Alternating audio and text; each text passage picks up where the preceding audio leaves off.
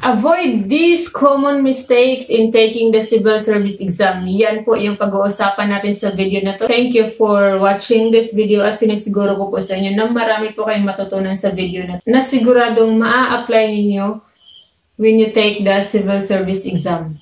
So lahat ng ito ay base po dun sa mga previous post po ng mga previous examinees or lalong-lalo na po yung mga nag-take last August 2023.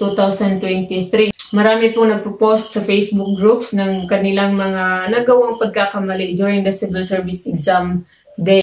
Yung iba, napakasimple lang at masasabi natin bakit hindi marunong sumunod sa instruction. So, ito po yung masasabi ko. So, take note po guys na during the civil service exam, sa time na nandun na kayo mismo sa classroom, hindi po talaga maiiwasan yung matense kayo or kaba. Kaya minsan, nakakalimutan na natin kung ano yung mga dapat at hindi dapat gawin. Isa sa pinaka-common mistakes ay yung hindi po nakasulat ng pangalan sa kanilang answer sheet. So, although I think matitrace pa rin naman po dahil every answer sheet ay meron naman pong number, pero mas okay po na sulatan niyo po ng name ang inyong answer sheet. So, hindi lamang po sa loob ng paaralan nangyayari yung papel na walang pangalan, no? Pati sa civil service exam, marami din pong nakakalimot niyan. So, pangalawa na pagkakamali ng karamihan is nauubos po yung time nila or nagsuspend sila ng too much time doon po sa pagsagot ng personal information. So, meron po, I think, 1 to 20 questions. From 1 to 20, I think personal question po yung question. So, meaning it's all about you. Hindi po yun, at wala po yung score. So, although magsishade ka rin, pero hindi po yun kabilang sa score or sa pag-compute ng passing rate. So make sure na mabilis po ang pagsagot ninyo dahil depende po sa proctor or depende po sa naka-assign sa inyo na magbabantay. So, yung iba, hindi nila ini-include yung 1 to 20 dun sa pag-start ng time. Kaya lang, kadalasan po ay kasali na po yung 1 to 20. So, kailangan po ay mabilis kayo sa pagsagot. Or po pwede din, so meron tayong nabasa na isang post sa Facebook na yung ginawa niya is, dumiretso kaagad siya dun sa number 21 dahil yun po yung part ng score. Pero, and then after that, sa kanya, nung meron pa siya natirang oras, sa kanya binalikan yung personal questions in number 1 to 20. Pero, siyempre, okay, mas okay din na sagutan ninyo yon, pero bilisan niyo po. And huwag po kayo masyadong mag-spend ng oras dun sa personal questions dahil after that, talagang masusurprise kayo sa sobrang dami ng questions na kailangan mo talaga mag-spend ng oras para sa pag-comprehend at pagsagot. So, number 3 na common mistakes na dapat iwasan mo or na kadalasang nagagawa ng mga previous examinees. So, fortunately, on my part ay hindi ko po to naranasan. No? So, yung pangatlo po natin ay yung pong ginawa pong scratch paper, yung answer sheet. Naku po, yun po ang isa sa pinakabawal na dapat mong iwasan. So, wag mo pong sulatan or kahit na madumihan yung answer sheet mo dahil hindi na po yun ibabasahin ng machine at baka po ay ma-disqualified po ang inyong answer sheet. So, yung iba, please makinig po kayo sa instructions kung saan po kayo allowed na mag-scratch paper. So, dahil nga po bawal yung calculator, kaya dapat talaga meron scratch paper. Pero, please makinig kayo sa inyong, kung sino man yung magbabantay sa inyo, na teacher or civil service personnel. So, please makinig kayo sa instructions kung saan po pwedeng gawing scratch paper. So, for example, baka yung iba ina-allowed doon sa test booklet, or nakalimutan ko na kasi during my time. So, I took my civil service exam year 2019. So, please wag din pong mahiya na magtanong or humingi ng extra paper kung allowed. So, I'm not really sure. Pero, kung wala pong nabanggit, please, wag pong mahiyang magtanong. Dahil napaka-imposible po na wala kang scratch paper, especially sa numerical reasoning. Ang dami pong dapat isolve dahil bawal calculator, kahit na yung pinaka-basic na pag-multiply at pag-divide, kailangan mo ng scratch paper. Kaya wag na wag pong mahiyang magtanong, and please, again, never write anything in your answer sheet. So next natin na pinaka-common mistakes during the civil service exam na dapat mong iwasan. So I think na-experience niyo rin po to during our school days or doon po sa mga nag-aaral pa hanggang ngayon. Siguro na-experience niyo rin. Yun bang hindi magko-coincide yung pag-shade mo doon sa answer sheet doon sa binabasa mo sa test booklet. So please iwasan niyo po yung ganyang pagkakamali.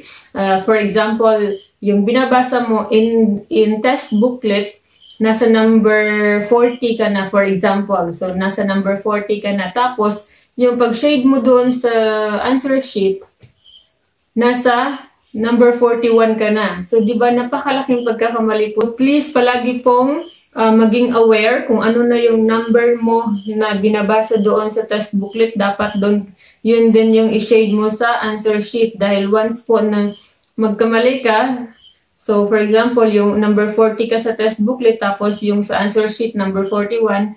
So, mali na kagad yung mga susunod pa na answer mo. Depende na lang kung merong tsumamba doon sa pag-shade mo. Pero, yan po yung isa sa pinaka dapat mong iwasan din.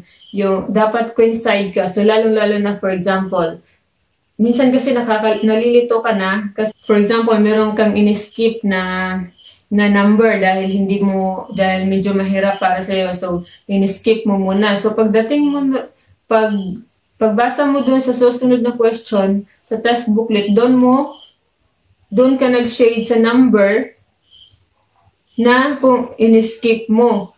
So diyan kadalasan nagsisimula yung pagkakamali. So please always be aware kung ano yung number na binasa mo sa test booklet, yun din po yung number na i-shade mo sa iyong answer sheet para maiwasan po yung sunod-sunod na pagkakamali.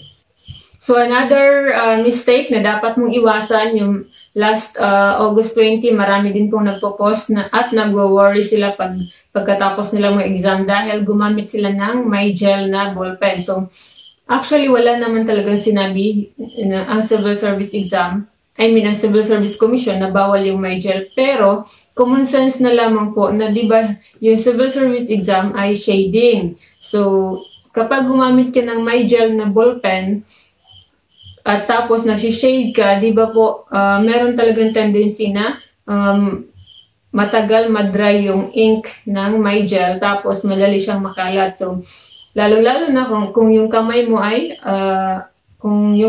ay nagpapawis or pinagpawisan, 'di ba? So talagang madudumihan yung iyong answer sheet kung may gel ballpen ang iyong gagamitin.